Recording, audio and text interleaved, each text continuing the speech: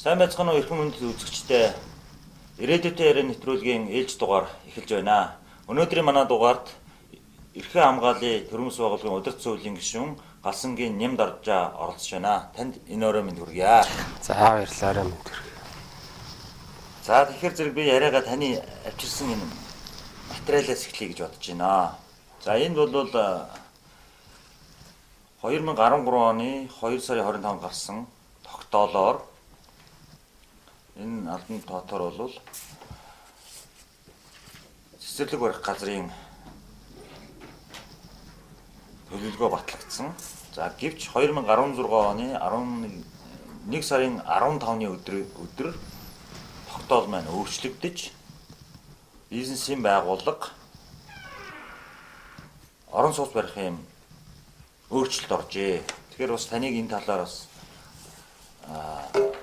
шүүх хяналтын байгууллагууд хандаж иргэдийн бас хөдөлгөөн өрнүүлж ингэж явсан гэж ойлгож байгаа. Тэгэхээр энэ талаараа бас яагаад ийм нөхцөл байдал үүсв, яагаад энэний төлөө тэмцэх болов гэдэг талаараа бас иргэдэд бас тодорхой тайлбар хэлвэл ямар вэ гэж. Тэгэхээр энэ ийм байгаа юм л та. Анх Баянгол дүүргийн нутаг дэвсгэрт байрлах одоо Богдаар харуулал гэж 2000 онд үүсгэн бүтээн байгуулалтын эхлэл ажил эхэлсэн байгаа. Тухайн үеийн одоо хотын ерөнхий менежер Батамжина нийслэлийн засаг дарга их болднаар одоо шавын тавьж энэ харууллын бүтээн байгуулалтыг эхлүүлсэн. За тэгээд тэрнээс хойш 2008 он хүртэл энэ харууллын бүтээн байгуулалт эрчимтэй явагдсан байгаа. Тэр хооронд одоо зөвхөн орон сууцны барилгыг барих ажлыг л хийсэн. Нөгөөтэйгөр сургууль цэцэрлэгийн асуудал, тогтчлт, ногоон байгууламж, иргэний эрх ашиг бодсон асуудлыг бол ерөөдөө орхигдуулсан.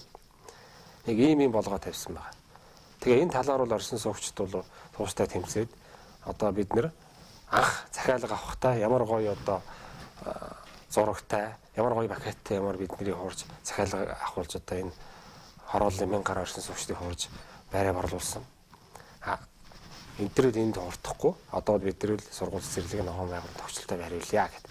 За 2008 он хүртэл энэ асуудал бол ингээд явлаа. 8 оноос хойш одоо энэ асуудал бүр эсрэгээр бид нарыг шаардлага тавихад эсрэгээр нь буруугаар нь одоо бүр бизнесийн талбар руу газрын 8-ны одоо ийм талбар руу оруулчихж байгаа. Нэгдүгээр одоо сургууль цэцэрлэгийн зураг төслийн хүчингү болгоод орон сууцны барилга барих зураг төслийг батлуулаад тэр нь бол хувийн компани. Одоо энэ бол хятадын 100% хөрөнгө оруулалттай компани шүү дээ. Богдоо хойлдон гэж одоо хүн мэдэхгүй байхгүй байна. Энэ компани одоо эрх ашигыг л ер нь бол номер 1-т тавьсан. Иргэдийн эрх ашигыг бол одоо бүр орхисон. Ийм асуудал. За энэ анх юм байх ёстой. 2000 онд энэ анхны хорооллын ерөнхий төлөвлөгөөгөөр бол 1088 айлын орон сууц, 640 хүүхдийн цэцэрлэг, 250 хүүхдийн сургууль, тэгээд өрхийн эмнэлэг, цагдаагийн хэсгийн байр, ногоон байгууламж, тогтчлт, одоо Баянгол дүүргийн жишг одоо цогцлбор хорооллыг бий болгоно гэж ийм гоё зураг төсөлтэй юм гарч ирээд одоо ямар байгааг бол одоо хүн болго мэдчихэж байгаа байхгүй юу. Тэгэхээр л бид нэр бол анх одоо зураг төслийн дагуу ерөнхийдөө дагуу одоо асуудлаа шийдвэрлэе гэж явж байгаа болохоос биш анханасаа одоо ийм биш байсан юмыг бид нар ийм болгоё гэж яваад байгаа юм биш байхгүй юу. Тэгэхээр одоо энийг бол угаасаа бид нар бол одоо тууштай тэмцэн сургууль цэцэрлэгээ бариулна, тогтчлолтоо хийлгэн одоо эрх ашигаа бол бид нар хамгаална л гэж явж байгаа байхгүй юу. Тэгэхээр хотын захиргаанаас гаргасан болон мэргэжлийн байгууллагаас гаргасан энэ шийдвэрүүд мань өөрчлөгдөд нийтийн эрх ашигын төлөө биш тийм ээ. Иргэдийн эрх ашигын төлөө биш. Бизнесийн байгууллагын эрх ашигын үүднээс шийдвэр гаргаад байна гэсэн ийм ойлголтод хүрч байна. Тэгэхээр зэрэг бас энэ одоо тэмцлээ үргэлжлүүлж бас таныг энэ нийтийн эзэмшлийн талбай дээр нийтийн эрх ашиг хангасан, иргэдийн эрх ашиг хангасан энэ эхний зураг төслөөр одоо батлагдсан энэ ажлаа цааш нь одоо үргэлжлүүлэхийг бас хүсье. Яг гэвэл одоо зөвхөн одоо Баянгол дүүргийн нэгдүгээр хорооч биш ер нь бас хотод иймэрхүү одоо нийтийн эзэмшлийн талбай, хүүхдийн тоглоомын талбайг бизнесийн одоо ашиг сонирхлын зорилгоор ашиглах юм үзэгдэл бол гарсаар байгаа. За энэ чинь танд амжилт хүсье. За тэгэхээр та бас залуу хүн ус төрлөө орсон байна. Тэгээ бас энэний дэрх шиг төлөө ингэ явж байна. Одоо миний бодлоор Монголын залуучууд өөрсдөө хүлээгээ суух биш. Бас энэ өөрөө орж энэ тэмцэл рүү энэ болохгүй байгаа юм л орох хэрэгтэй гэж боддог. Тэгэхээр Монголын улс төрд орж байгаа залуучуудад хандаж та дотор нь явж байгаа хүний үед орж ирж байгаа болон орж ирээ явж байгаа залуучууд хандаж одоо цаашдаа ирээдүйд энэ ямар зарчим, ямар одоо ихтгэл үнэмшил барьж явал одоо бодлогууд маань зөв болох иргэдийн эрхшин төлөө шийдвэрүүд гардаг болох вэ гэж энэ боддог бай. Тэгэхээр одоо залууны хувьд анхан энэ хороололдоо одоо 15 жил амьдралаа л та. Тэ одоо тэр хороололд ингээд 2000 оноос хойш үдийг өртөр амьдралаа. Хамгийн гол нь бол аль шатанда бүхэл юм шударгал байх хэрэгтэй. Анхны зураг төслөөр баталсан юм а. Тэрний дагуу хөндлөнгийн хяналт одоо төр эрхийг байгуулга өөрөө хянаад тэрийг бариулчих хэрэгтэй. Тэр компани бол одоо үүргээ хүлээгээд тэр хийсэн амлалтаа хийгээд зургийн дагуу хийчихэл хэрэгтэй. Хамгийн гол нь иргэний эрх ашиг, иргэдийн эрх ашиг зөрчигдөд байгаа юм. Тэгэхээр энэ асуудлыг л бизнес рүү оруулаад тавьчих. Улс эрх хүй байгуулгын тэр хувийн аж ахуйн нэгжин ч тэр угаасаа бизнес газрын 8-ны талбар болгоод тавиал ингээл охирч. Тэгэхээр залуу хүний хувьд энэ асуудлыг л ер нь төвчшгүй болоод байна. Одоо бол зөндөл харлаа. Иргэд бид нар бүгдээрөө одоо энэ асуудлыг төвчээртэй хүлээлээ. Одоо тэмцэхээс өөр арга байхгүй болсон. Ягаад гэвэл бид нар буруу юмар яваагүй, баримтгүй, худлаа яриагүй, ийм л юмар явж байгаа. Хүн гүтгээгүй. Тийм учраас л одоо бид нар сургууль цэцэрлэгээ бариулъя. Ногоон байгууламж тохичлолтоо бариулъя. Автомашины зогсоолуудаа бариулъя. Явгууны зам талбайгаа хийлгэе. Амар тайван, эрүүл орчинд амьдрах нөхцөлөө бүрдүүлье. Тийм учраас л одоо өнөөдөр энэ асуудлаар ярихаас өөр арга байхгүй. Энд гар бие оролцохоос өөр арга байхгүй л болчиход байна. Уусаа цаанаас нь ингээд ийм юм бий болох хүрчихэж байгаа. Тэр шаардлага өргөл. Тэрнээс үл тийм талаар тий. Залуучуудын талаар бол үүний залуу хүн бол ер нь одоо энэ хөгжиж байгаа оронд чинь одоо бид нар чинь бас эрх ашигаа дээдлсэн, чөлөө цагаа зөв боловсон цагаа зөв өнгөрөөх ийм сайхан орчноо сайхан бий болгомоор байна. Орчиндоо сайхан соёлтой амьдрмаар байна. Бидний орчин сайхан бол бидний ирээдүйг бас цаашаа сайхан амьдрна. Одоо бид нар өнөөдөр энд ингэж одоо амиа бодож зөвхөн одоо өөрийнхөө дөрвөн хаан дотор амиа бодох биш. Нийтийн иргэний эрх ашиг одоо бодож бодсон сансан юм одоо тийш нь аль болох одоо хүртээж явахыг л одоо хүсэж байгаа. Тий. Улс орныхоо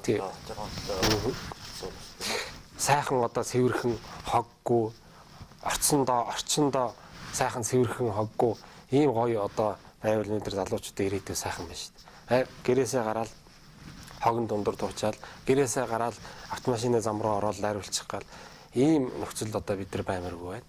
Тийм учраас одоо энэ бүгдийг бол одоо аль болох сэтгэлээрээ одоо бүх зүрхээрээ л одоо энэ асуудлын төлөө явна гэж бодож За байгаа. та Улаанбаатар хотын иргэн. Нийслэлийн Баянгол дүүргийн 1-р орны иргэн.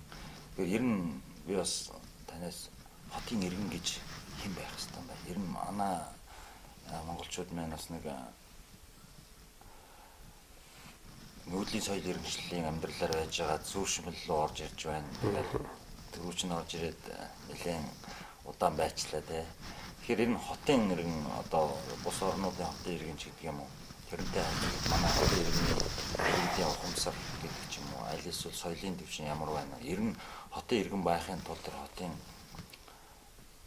иргэн өөрөө ямар үүрэг хариуцлага ухамсарлал байх хэрэгтэй байна. Энэ бидний аль төвшөнд нь цаашдаа ер нь юу анхаарах вэ? Тэгэхээр одоо бид нэр бас нүүдлийн ийм мал аж ахуйтай ийм л улс орно шүү дээ. Одоо мал аж ахуйг мэдхгүй өдөө орнотыг мэдхгүй юм бас Монголд байхгүй л байна. Бүгд л одоо автоамгаас одоо хамаатнууд нь хөдөө байгаа. Байхгүй ч гэсэн амралтын цагаараа зүүн бол хөдөө гараал явж байгаа. Соёл ахуйгаа мэдхгүй байх гэж байхгүй.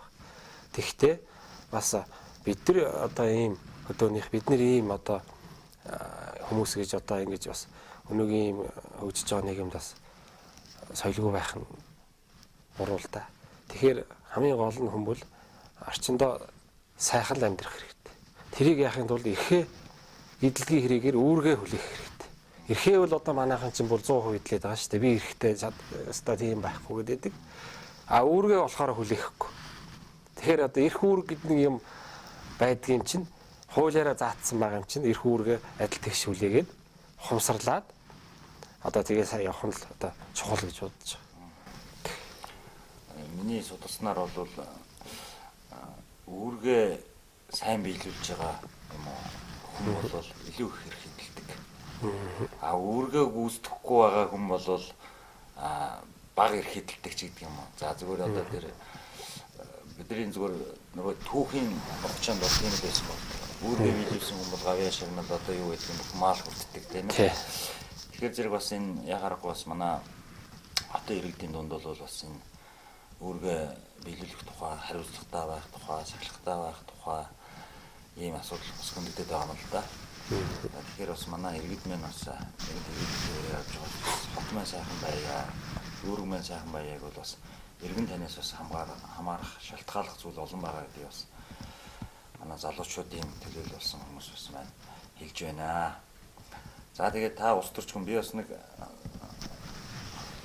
олон сэдвээр нэг юм асууж байна. Сая сонгуулийн тухай ойлголтлаа.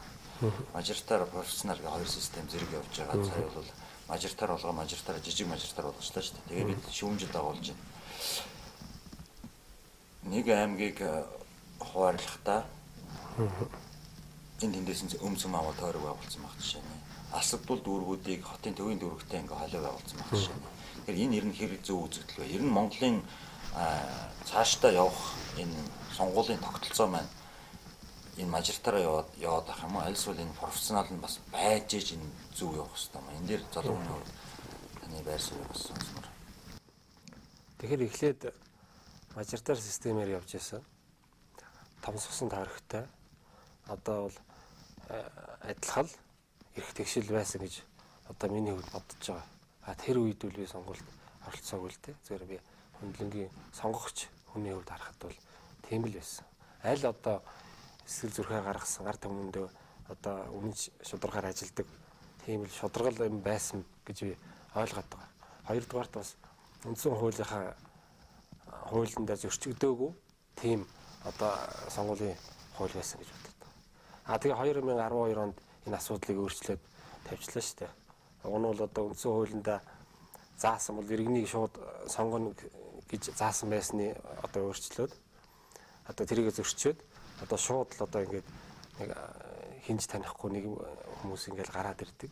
Гарч ирсэн оны ард түмэнд одоо яг юу хийх яахан тодорхой биш. Намын одоо төлөө ажиллаад байдаг, ард түмний төлөө ажилддаг. Ийм л сэтгэлгээ нэг л ард түмэнд л хүргэлээ шүү дээ. За тэгээд одоо тэр асуудлаар одоо ингээд яваад байлаа гэхэд гинтхэн тэгэл одоо сонгуулийн хуулиа ингээд байнга өөрчлөлт гэдэг нь зөв үгүй юу? Эсвэл одоо нөгөө шинжлээд одоо халуун тогтолцоог сонгоцсон юм бол одоо тэрүүгээрээ яваад одоо ядаж нэг тий 2-3 жил 3 удаа нэг яваад үр дүнгийг харах байсан юм уу? Ер нь ийм ойлголтууд бол ард түмэнд их эргэлзээтэй одоо ингээд тусчаад байгаа байхгүй. Хоёрдугаарт одоо шинжилсэн энэ хуулиар жижиг мажоритар болгоод тавьчихж байгаа байхгүй. Тэр бол яг зүгээр шин одоо боловсон хүчин шин одоо залуучууд шин нам тийм ээ ийм хүмүүсүүд бол хаагдмал болж байгаа. За тэр тойргийг ингээд өөрснийхэн дураар ингээд наан цаана тавиад ингээд урд тормыг нь хой тормоор нөхөж байгаа юм шиг ийм тэр улааныхаа өнгөр шараар будаад ингээд оруулаад батлуулах гэдэг нь бол бидний үед одоо миний энэ сэтгэлгээ энэ миний залуучууд бол таалагдахгүй. Хэрвээ мажоритараараа болгосон юм бол яг л энэ тэнцүү хуваагаал одоо хүн амынхын тоонд нь хуваагаад газар нутгийн газар зүүн байршлын одоо яг зөв зүйтэй хуваагаад нэг ухаан санаа нь балартсан хүн шиг ингээл нэг тархитлогын эрх зүйн шиг юм хийчихэд байна шүү дээ. Тэгэхээр ингэж болохгүй л дээ. Тэгэл тэр тайлбарлаж байгаа асуудал бол ер нь болохгүй. Энэ бол арга ятсан арга. Энэ бол зүгээр одоо сонгуулийг ард түмний сонгуулийг одоо үндсэн хуулийн бус аргаар одоо олох аргыг нэг хэлбэр рүү орчиж байгаа. Зүгээр боловсон асуудлаар л хийчихэж байгаа. Хуулийн өрөө. Тэг хуулийн өрөөнд боловсон одоо өөрөөсөө ашигтай. Жишээлбэл одоо нэг тойрог нь одоо өчнөө олон газар нутгийг хамарж яхад нэг тойрог нэгхэн ийм сумын хэмжээнд байх жишээ нэ. Тэгэхээр ч одоо тэр шудраг ус асуудал байхгүй юу. Тэгэхээр энэ нь бол болохгүй. Энийгээр бол одоо явлаа гэхэд бол ер нь бол сонгуул бол жоохон бодлонтой болох магадлал маш өндөр болж байгаа. Тэгэхээр одоо аль болох одоо ард түмэг бол одоо энэ асуудлыг ойлгож иж хүнээл зөв сонгох хэрэгтэй. Яг харахгүй харлага төрүүлээд байна. Харлага төрүүлээд. Өөрсдөө тааруулаад ашигтай холбоо гаргачихгүй бүр одоо нэр дэвших тодорхой байсан хүмүүс дээрээ тааруулаа гаргачихгүй. Тэгээд сонгуул болгож хахад 50 хоног дутуу байх сонгуулийн үеийг өөрчлөлтөд баталчлаа тийм. Тэгэхээр энэ бол харлага зүгээр би залуу хүний хувьд бол энэ сонгуулийн үйл гэдэг юм яриасаа тухайн 4 жилийн циклтэй явж байгаа парламент нь ихэндээ батлаад тавьчихдаг. Тэгээд тэр төр тусаа байгуулах тэр сонгуулийн дүрм нь бол тодорхой байгаасаа л гэж би боддог. Тэгэх юм бол одоо ингэж тулгачаад ингээд ард түмэнд ч ойлгомжгүй, нам нэр дэвшигчэнд ч ойлгомжгүй нөхцөл байдал үүсгээд байна шүү дээ. Тий. Энэ бол юм байгаа. Ард түмнийг л угаасаа ингээд төөрөгдүүлж байгаа сонгогдчих гээд байгаа байхгүй юу?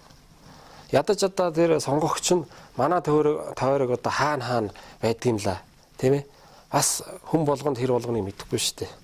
Тэгэхэд чин зүгээр баргалж одоо төөрөгдүүлээл одоо тэрүүг нь богнохон 18 хоног хугацаанд зүгээр бужигнуулж байгаа л тэгэл одоо нэг ийм сонгох арга энийг л буруу. Тэгэхээр бол одоо энийг бол одоо болмоор л байгаа юм л та. Шударгал баймаар байгаа. Энэ ард түмч бас шудраг зарчимтай байгаасаа л гэдэг юм хүсээд байна л да. Аливаа хуульч байна уу, аливаа нэр дэвшигч байна уу тий. Тэгэхээр магадгүй энэ удаагийн сонгуульч бас их сонирхолтой үүдтэй сонгуул болж. Сонирхолтой болно. Тэгээд одоо сонгуулийн дараа битгий өмнө саман болоосаа ард түмэн энгийн ард түмэн битгий охироосоо битгий өртөөсөө л гэж одоо миний хувьд бодож байгаа шүү дээ. Тэгэхээр офшорын асуудал нэлээд явдаг байна. 26 данс илэрлээ. 26 хүн тодорхой боллоо. 49 данс илэрлээ гэдэг. Дэлхийн улс орнуудаас зөндөл нөхдүүдийн офшорт юм авч тавьсан байх шиг байна. Түрүүчээсээ бол одоо хятад бол баримтлаа шалгаад ирсэн байна. Япончууд бол арга хэмжээ аваад ирсэн байна. Оросууд бол дүүм дээрээ ярилцаад ер нь бол шудраг үнийн тогтоо гэдэг юм хэлцээ шийдвэр гаргаж байгаа юм л да. Тэгээ монголчууд бас сандлын янз бүрийн байр суурьтай байна, байх ёстой, байх ёсгүй энэ төр гэдэг. Тэгэхээр нэгэнтэл ийм юм ард түмний мэдээлэл гараад ирлээ л дээ. Залуу хүний хувьд энэ офшорыг ер нь ямар нүдээр харж байна. Тэгэхээр одоо энэ асуудлыг бол миний хувьд бол байж болшгүй зүйл гэж харж байгаа. Ягаад ч улс төрч одоо энэ төрийн эрхийг барьж байгаа энэ сай дарга нар ийм одоо юм хийн гэдгийг бол одоо байж болшгүй. Ягаад одоо их орноосоо ингэж юм нуугаад байдгийг.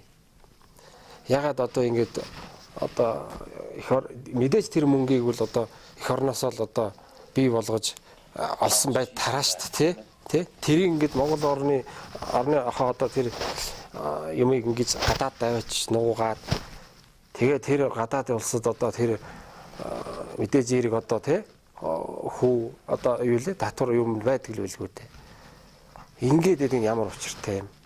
Офшор чинь татваргүй өсөлттэй. Татваргүй өснө үү? Зүгээр нээхэд бол одоо жишээ манайхаар бол нэг 6 тэрбум орчин төгрөгийн жишээ тийм одоо мөнгө авдаг. Гэхдээ тэр харин тэгээд тэр мөнгийг бас нээлгэж байгаа шүү дээ. Тэгэхээр одоо тэр мөнгийг тэгвэл тийм юм бол Монголдо тэр мөнгнүүд айлгаад байсан бол өнөөгийн энэ эдийн засгийн хямралын үед одоо энэ олон тийм хэрэгтэй. Одоо энэ олон сургууль татвараа аваад зөв нэг энэ сургууль цэцэрлэгээ барих. Тийм энэ сургууль цэцэрлэг рүү анхаарлаа хандуулаад энэ нийтийн эзэмшлийн энэ товчлтын асуудал руу хийгээд магадгүй энэ метроныхоо энэ асуудал руу ингээ ийм нэг хийхээ оронд ингээ гадаад юм нуугаад тэгээд улс орныг өдөрдөн ард түмний төлөө ажиллана гэдэг бол угаасаа байж болшгүй зүйл.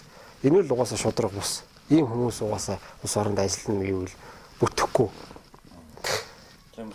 Энийг харин ингэж мэдэж авсан болж байгаа.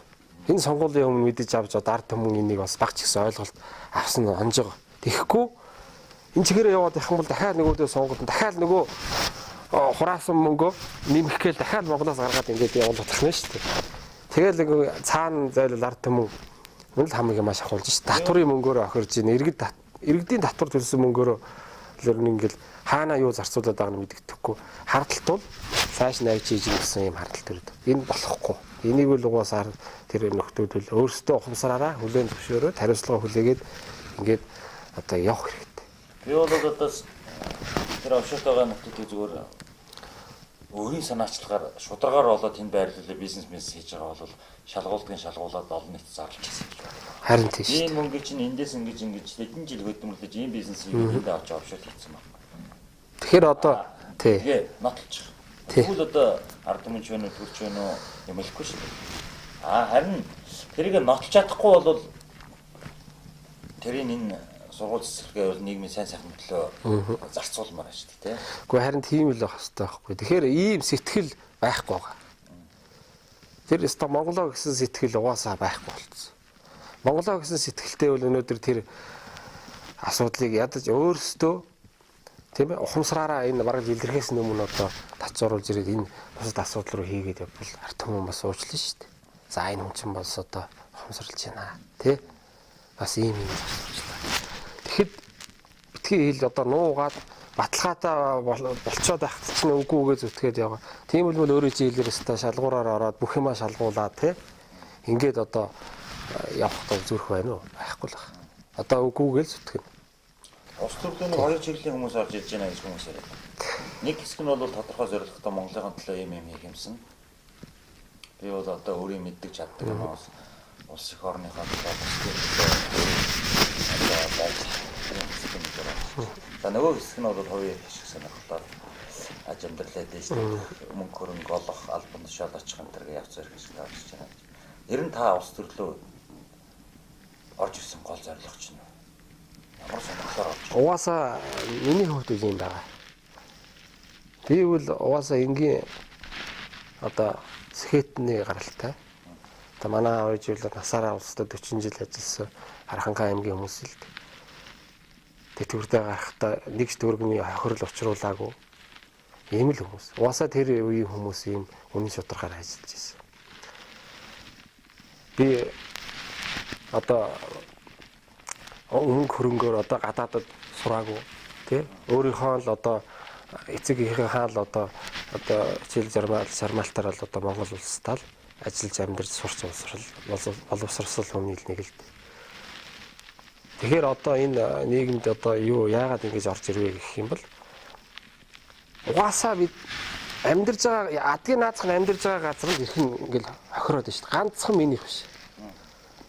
Цаана 5-6 мянган иргэн магадгүй ингээд одоо тойруулаад харах юм бол бас 10 мянган иргэний ирэхээс ингээд зөрчигдөө. Тэрийг одоо улаан цай нүдэн дээр нь одоо ингээд хамгаалаад явах нь алга болчихдог. Тэр одоо гарсан тойрогоос гарсан одоо их улсын хурлын одоо гишүүдэлж байгаа төлөөлөгч нь байгаа. Заавалчгүй тойрогоос гарсан хүн тэрийг хариуцахгүй алавгүй юм бол одоо Монголын одоо засгийн газараас яагаад анхаардаггүй. Тэгэл одоо иргэн хүн одоо өөрийнхөө эрх ашиг иргэдийнхээ эрхийг хамгаалах тий. Дуу хоолойгоо хүргэх гээл одоо эрхийнхээ хүрээнд л одоо ингээл ороод ирсэн байхгүй. Одоо нөгөө төрч нь өөрөө иргэдийн эрхийг хамгаалж аюулгүй байлгах гэж хоол ундтай байлгах гэж өөрөө үүсгэж байна. Тэгээд тэр нь өөрийг үүсгэхгүй болохоор одоо залуучууд төрлүүгээ асуудал байр гэж тэмцдэг шүүхдэг нэг юм тогтолцоог явуулчихсан. Тэгэхээр энэ төрийн бодлого байна уу? Магадгүй энэ бодлогын хувьсгал хийж энэ Монголын төрийн баримталж байгаа зарим бодлогоодыг буруу бодлогоодыг засах шаардлага байна гэдэг залуу. Тэгэхээр зэрэг за нийгмийн одоо асуудлыг ярих юм бол одоо цонхны цаана байгаа. Цонхны цаана байгаа асуудлуудыг бид ярих юм бол уур тэгэхээр яриагаа жоохон ирээдүйлөө чиглүүлээ гэж бодож байна л да.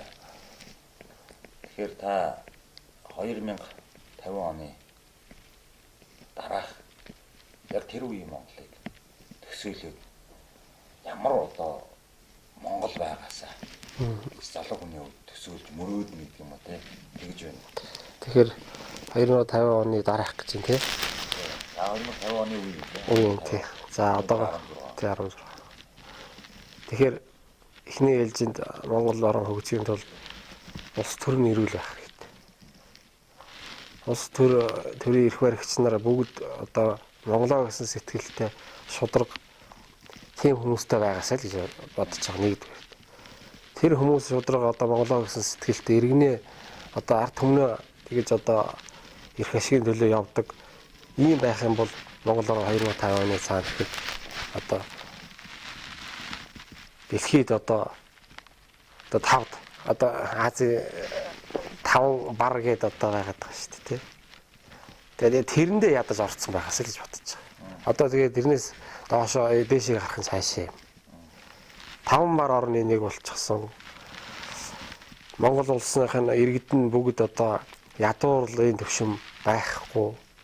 Одоо сайхан нэгэн жигд амьдралтай, баян осны ялгаалга болсон. Боловсролын төвшөнд одоо дэлхийн жишгт хүрсэн. Хөгжил дэвшилэл одоо маш сайхан стрессгүй, сайхан тайван сэтгэл амар одоо хөдөө хотоо хосолдсон. Тийм ээ, мал аж ахуй хөдөөгөө хайж болохгүй шүү дээ. Ийм сайхан орн Монгол байгаасаа. Бохимдолгүй ийм сайхан хот байгаасаа гэж бодож байна. Хамгийн гол нь одоо улс төрийн эрх баригч нар нь эрүүл одоо юу сэтгхүйн эрүүл Монголын ард түмнээ бодцсон ийм л гоё юм байх. Тэрнээс бол одоо гадаад байж хамгийн мануугаар төр гарангуудаа л одоо өөрсдөө төлөө ажиллаад тий тендер мендергээл одоо айгуул их муухай юм байж штт. Шалгаруултгаар хийдэг, тендер авсан газар нь одоо тэр барилгаа холигддаг. Зөвхөн барилга нь юм хийгээл хаяад явдаг. Дараа нь хариуцлага хүлээдэг хүн байхгүй. Ийм балаа юм бол байхгүй байгаасаа л гэж бодсон. Та өөрөө иргэцүүч хүн. Тэгээс за өнцөө үйлээс халдварсан мэдээч их олон органик үйлдэл байна. Тэгээд зарим нь бас амьдрал нийцэж ашиг, зарим нь бас нийцэхгүй ашиг. Сая нэг шүүхийн шинжилэл гэдэг бахан хуулиуд өөрчлөлт хийлээ тийм ээ. Тэгэхээр ер нь та цаашдаа Монгол улс шүүхийн одоо шинжилэлтэй бодлогын ямар зарчмыг баримталж явал зөв болно гэж боддог байна. Магадгүй зарим нь бол их орчуулгын хуулиуд байна гэж манайхан шүүмжилдэг тийм. За зарим нь бол одоо нөгөө хүний коноп дарах замаар тийм ээ батлагдсан нөгөө хуулиуд байна гэж ярьдаг тийм. Тэгэхээр зэрэг та энэ Монголын ирээдүйн шүүхийн шинжилгээ аль чиглэлээр яваасаа гэж боддог байна. Тэгэхээр одоо шүүхийн эхний ээлжинд шүүгчээсээ тэр шүүхэд ажиллаж байгаа шүүгч хүнээсээ л шалтгааллах байх. Өнөөдөр шүүхэд ороход загнуусаар агаад гарч ирж байна шүү дээ. Өмгөөлөгч хүн өмгөөлж чадахгүй болж байна. Тэнд одоо хариуцагч одоо хохирогчоор орж байгаа аль нэгэн ч бай, тийм ээ. Үгээ хэлэх эрхгүй байна. Одоо шүүхийн мэтгэлзээний зарчим гэж байгаа шүү дээ. Тэрийг хэлж чадахгүй байна. Угаасаа ингээл үг хэлэхээр дуугаа бай. Болохгүй гаргая шүү санал өглөө, 2 дахь өглөө, 3 дахь өглөө гаргана. Ийм муухай хаагдмал орчинд орчихсон. Тэгэхээр шүүгч гэдэг хүн бас сэтгэл зүй юм одоо яс суртахууны тал дээр одоо муу байна. Би шүүгч гэдгээрээ ингэж одоо зээжээд хэлж шүүхээр орж байгаа хүмүүсийг одоо басамжилж байна. Тэ алийн чамаа авах одоо тэгэл басамжилж байна. Шүүхэд ямар ч хүн орж болно шүү дээ. Тэгээ энгийн зүгээр хүн ороод өөрийгөө хамгаалах хэрэгтэй шүү дээ. Өмгөөлөгч хүн орох хэрэгтэй шүү дээ. Өмгөөлөгч авч чадахгүй хүн байна шүү дээ. Тэгвэл өөрийгөө үндсэн бол олгоцсон эрхийнхаа хүрээнд өөрийгөө хамгаалах хэрэгтэй. Тэрийг хамгаалах болцоог нь болгох. Тэгэхээр шүүхийн шинжилэл шүүгчээс эхэлнэ. Доороос эхэлнэ. Дээрээсээ бол шинжилэл хийгдэнэ гэж бодлоо. Дээрээсээ одоо шинжилгээг бол оосоо бэтгэ мэдхгүй доор ямар байгааг нь ойлгох. Тэгэхээр Монгол улсын хууль эрхцэн орчин байна тийм. За бид нэр англи саксоны зарчим гэж байна тийм ээ. Тэгэхээр энэ шүүхийн юу эрхцэн шинтгэл маань цаашдаа ирнэ аль тал руугаа явбал Монгол тохирох Монголын ирээдүйд ирнэ өгөөжтэй гэх юм байна. Тэгэхээр ер нь бол манайх бол англи саксофоны их зөв талаас бол их голчилж явдаг шүү дээ. Тэгэхдээ сургууль орсонч тэгж голчилж иш татаж заа зөвлөдөг. Тэгээ ер нь тэрийн хуулаа гэдэг хуулаад тэгээд одоо бол ер нь бол монголоор бол байх хэрэгтэй. Тэ. Яахан мэдээж хэрэг бас голын авалгүй яахан. Яг Монголынхоо энэ иргэдийн энэ хөрсөн дээр буусан ийм юм ил одоо монголчууд өөрсдөө шинжилэх хэрэгтэй. Их зүй тал. Ягаад гэвэл зөвхөн гадаадын хуулийг аваад хуулаад гадаадд хөгжилтэй хооронд ийм байх хэвээр манад ийм байх хэвээр гэж болохгүй. Яг авах нь аавна. Тэгвэл Монголынхоо одоо энэ нийгмийн нийцүүлсэн эрх зүйд шинжилгээг бол хийх хэрэгтэй. Тийм сайхан хэм хийчих одоо залуучууд манай Монгол зөндөл байгаа юм бодож байгаа. Тэгээд тэрийг хүргэх дуу хоолойг хүргэх одоо тэр боломжийн болохгүй шүү дээ. Тэгээд залуучуудыг сайхан хөөц сайхан үргэлжлэлтэй боловсролтой залуучуудыг оруулж ирж одоо хуулийн одоо өөрчлөлтөнд орох санаа бодлыг авах, ард түмнээс саналыг авах тийм юм байхгүй болчиход байна шүү дээ. Зүгээр нэг 2 3 одоо улс төрчдний марл хийгээл тэгэл яваад байдаг. Буруу. Тийм болохоор ингээд хууль ингээд дан өөрчлөлт байдаг шүү дээ. Нэг парламент гарч ирэл нэг хуулийн өөрчлөлт яваад. Одоо энэ болохгүй хоцорсон. Одоо энэ нэг гол нь хэрэг чинь Монгол ухаанаар монголчуудынхаа энэ боловсон сайхан залуучуудынхаа сайхан хуульчнаар, сайхан өмгөөлөгчнөр энэ сайхан одоо боловсон хүчнүүдийнхаа бодлыг л оруулах. Суртахуун өндөр байгаа газар нэг их олон хууль хийдэг. Суртахуунаараа бүх юм хийж явдаг. Тэгээ 10% татвар төлөх ёстой бол нэг төгрөг нотгоор суртахуун төлчихдөг. Нэг төгрөг авч үлдээ гэж боддог. Тэгэхээр монголчуудын одоо өмнө гарч ирсэн хуулиудын төгөгийн хугацаанд гарч ирсэн одоо эцэгч гэдэг юм уу, эхлүүлж гэдэг энэ хуулийг суртахууны баримт болсон байсан юм аа. Тэгээ ёс суртахууныг л өндөр байлгах гэж хийлгэж ирсэн байл. Одоо Монголын хуулиуд бол ингэж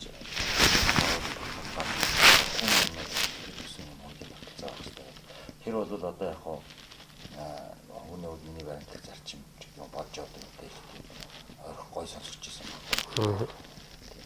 Тэгэхээр бол ягарахгүй Монголд бас хуулийн шинжилгээ хэрэгцээ шинжилгээ хуулийн шинжилгээгээр бол монголчуудаас анхаарахгүй бол нөгөө хуулиудын нотгшуулах гар зэрэг монгол хүний зан ёс суртахуун тэр амьдралын хэвшил одоо оюун санааны дархлаач гэдэг юм энэ өөр байгаад байна л да. Одоо баг нэг хөдөлгөөн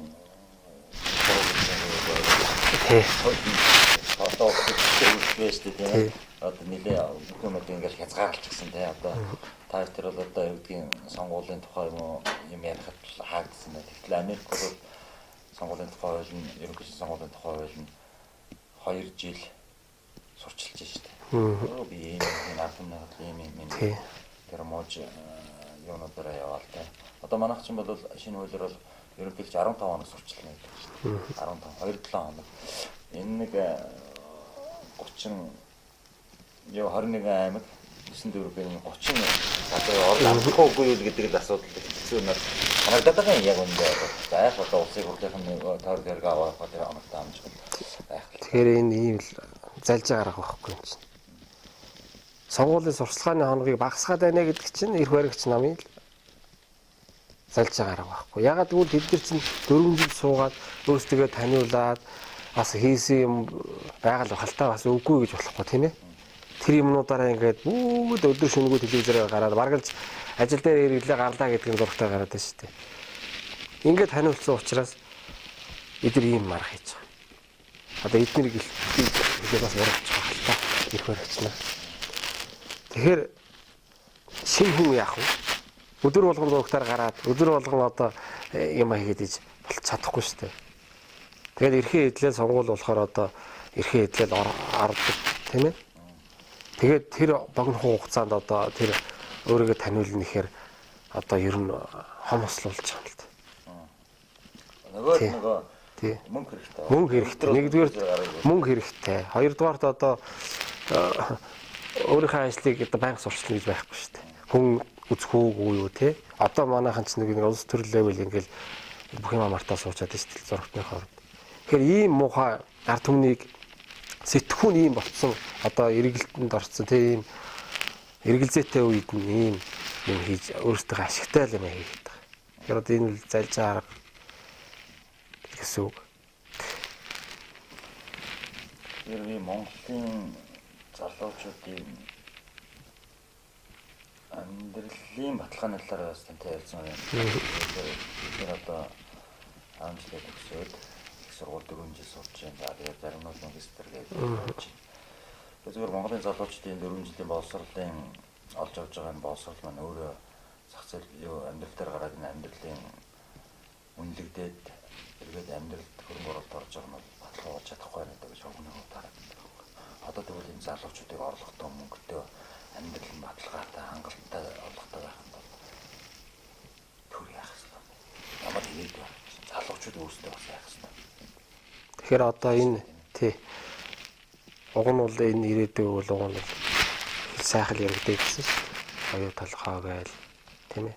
Оюу толгойтой бүрэн ашиг одоо хүчин чадлаар ажиллавал тэлчнээ мянган залуучуудыг ажил хөдөлмөртэй болгоно.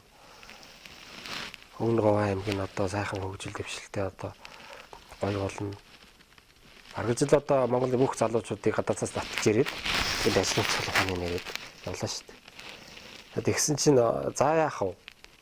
Бид нар бас туршлага муутай тий өдрийн яваагүй шүү дээ. Одоо бидний залуучууд дээрээ хүмүүс л явж байсан. Яг зүгээр яг гол одоо мэдлэг боловсралтай гадаадуудыг оруулж ирээд ажиллаулаад монголчуудыг тэрэн дээр нь сургаад тэгээ баг багаар одоо монголчуудын сураад ирэнгүүд нь монголчуудыг дээшлүүлээд нөгөө гадаадынхныгаа баг багаар ингэж гаргаад энэ явсараа монголчууд өөрийнхөө тэг юм авч оцроод өөрийнхөө нутаг дээр өөрийнхөө үйлдвэр дээр өөрснөө 100% ажиллах боломж бүрдүүлэх л ёстой байхгүй. Тэрийг бүрдүүлэхгүй гэрийг нь ямар амар юм хийж чинь тийм ээ. Нөгөө авшаа донцлонгууд чинь гэрээ хийчихсэн байж шүү дээ. Тэгэл нөгөө гэрээ хийгээл одоо асуудлуудаа гадааддаа явуулж нууцдаг. Тэгээ ийм юм хийхээр бидний ирээдүйн өнөөдөр өөхөх байна. Ажилгуучууд ихтэж байна. Ядуурл бүр 0 одоо доод түвшиндээ орлоо. Баян усны ялгаа гарлаа. Тэгээ 20% баян гэж шүү дээ, тий. 80% бүр одоо ядуу ийм амар нөхцөл рүү оруулж шүү дээ. Тэгэхээр энэ залуучуудын ирээдүйд одоо цааштай бүрхэг. Бид нар өөрсдөө л одоо гар бие оруулж одоо сэтгэл зүрхээ нэгдэж олуулаа нэгдэж явахгүй. Ингээд чимээгүй суугаад байх юм бол болохгүй. Айгүй л магадгүй бас дахиад нэг хууль гаргаж ирээд одоо энгийн иргэн улс төрд орж болохгүй. Эрхээ эдэлж болохгүй, ярьж болохгүй гэсэн хууль гаргачих. Гарч магадгүй. Тийм учраас одоо итгэл байхгүй болчиход байна. Тий. Гадаадд албан бусдаагаар нь 220 мянган орчим монголчууд амьдарч байна л да. Албан бусдаа. Энэ хэдмэнээс хойч нөгөө профессионал тогтолцоо байхад бол нөгөө намдан саналаа гэдэг ямар ч хэлсэн тэр юунаас орж байгаа жагсаалтаар орж ирсэн 28 нөхрийн одоо би төлөв манай миний төлөв шүү гэж харах болцоод байсан. Одоо бүр саналаа ирэхгүй болчихлоо. Францад бол Францын үндсэн хуулиуд бол дэлхийд даяар үйлчилж байгаа байхгүй. Франц хүн Монголд амьдарч байх юм бол Францын үндсэн хууль энэ дагуу тэр Франц хүн амьдарч байгаа байхгүй. Тэр төр нь ярьж манай нөгөө Франц хүн өсөж гинөө цангаж гинөө яаж юм цагуудад яаж гинөө гэж ингэж үүсдэг юм. Гэтэл бид гадаад амьдарч байгаа монголчуудын сонгох эрхийн хаасны юм хууль болчихлоо. Бидрийг одоо юм зааштай яах вэ? Одоо ингэж саналаа өгөхгүй монгол хүн байж саналаа өгөхгүй ингэж байгаад байгаа юм. Яамаа энэ залгуунууд та энэ 220 мянган амт найснараа агшнараа яамаа. Тэгэхээр одоо ийм л харамсал байна л дээ. Сонгуулийн хууль өөрчлөлт тэгэл яваал ялаа. Бас би ч гэсэн бас гараар оролцоод хэлцүүлгүүд нь ороод явж ирсэн л та. Тэр үед бол гадаад байгаа монголчуудаа одоо сонгуулийнхын эрхийг нийтлүүлье, санал эрхийг нийтлүүлье гэсэн дэмжигдээд явсан. Тэгээ засгийн газрын ордон руу ороод тэр нь алга болсон байхгүй юу? Тэгээ саарл ордон руу ороод тэр алга болсон. Нөгөө хар машины чинь боли болохгүй л өстой гадаа проектор тавьж хагаад арт түмний харуулж байгаа тоолыг гээд явсан. Тэр саналж байна алга болсон. Тэгэхээр угаасаа одоогийн энэ нөхцөлд ийм муухай иргэдийгээ гэсэн ийм асуудал хийдэг. Энд л одоо бид нар л угаасаа юу яадаг юм л та. Одоо хүчин мөсөж байдаг. Одоо яах гач яамаар арга байхгүй тий. Одоо хамгийн гол нь бид нар юугаар ялах вэ гэхээр монголчууд одоо юугаар ялах вэ гэхээр саналаа зөв хэрэгтэй. Саналаа зөв хүнд өгж энэ балаа болохоо ийм усуудыг л одоо гаргаж хаяхгүй бол дахиад ийм бүр ирнээс дор юм руу орно. Тэгэхээр одоо бид нар бол одоо саналаа зөв өгөх хэрэгтэй.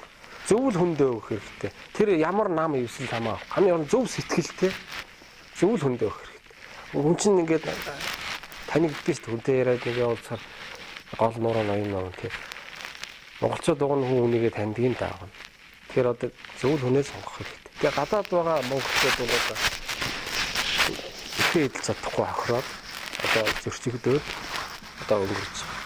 Тэр битгий хэл гадаадад ажиллаж байгаа монголчуудыг элчин сайдын яамнаас нь одоо иммиграшн лөө тий. Тэр нь хамгаалж чаддаг шүү дээ. Сэтгэл байхгүй.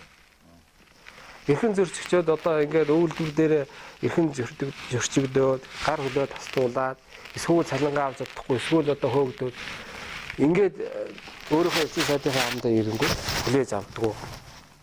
Хайчдаг шүү дээ угаасаа. Зүгээр та нар одоо байж гэл. За тэгэл нэг үйлдвэр дээр шуурал хийхээр нөгөө солонгосуудын талд яриад бид нар үл ирэхгүй бараг цааш нь дамжуул. Тэгээ тийм амар зөрчигдөж байгаа газар дээр одоо сонгуул өгнө гэдэг нь бол эдгээр бол угаасаа худлаа анханасаа л худлаа байсан байхгүй. Тэгэхээр энэ за сонгох хэрхэн зөрчиж бус дэлгүүрийн зөрчиж байна. Тэгэхээр энэ за хоёул зүгээр төсөөлөл байна. Энэ 220 мянган хүнийг тэр гадаад биш Монголд авчрах ямар арга вэ? Энэ одоо энгийн ирээд бүгдээрээ сайхан амьдрал. Энэ одоо авчрахын тулд ямар гарц, ямар ирээдүй байна? Одоо заавал одоо хүний нутагт байна гэж бас тийм сайхан байна. Биш тий. Миний нутагт амьдрал нэг чиг заавал л байгаа. Зүгээр сайхан л хүндүүл манайхан ч нэрлэхгүй шүү дээ. Монголчуудаа яаж мухаарч нутг усныхаа хүмүүст яаж мухаарахгүй тий. Өста сайхан тий. Ийм нэрлэхүү. Ийм бас нэг ийм юу лээ. Манай Чингис хаан чинь өөрөөсөө сэтгэлээрээ ялсан гэдэг шиг тийм л юм байхгүй хүмүүс шүү дээ. Тэгэхээр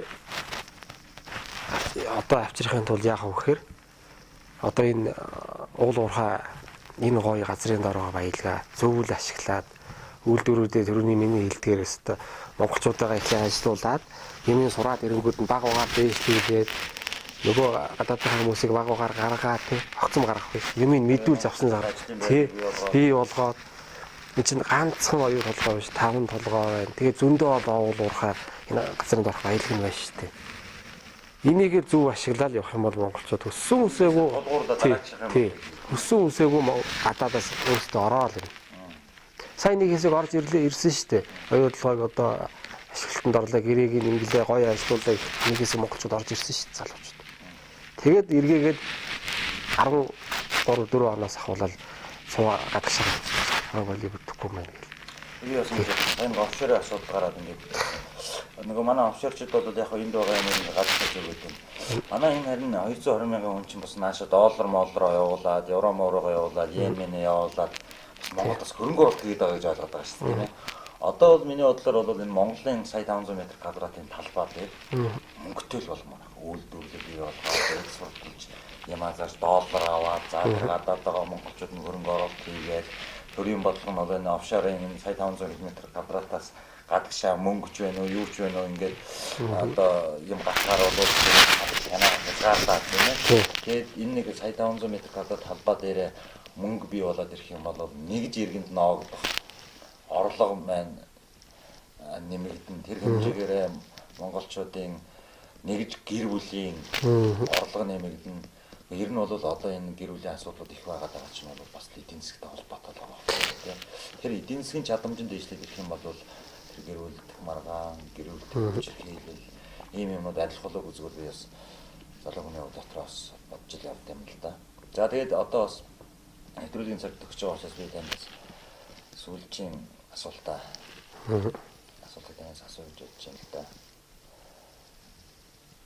Ер нь энэ 25 жилийн хугацаанд 26 жил болж байна тийм ээ 26 жилийн хугацаанд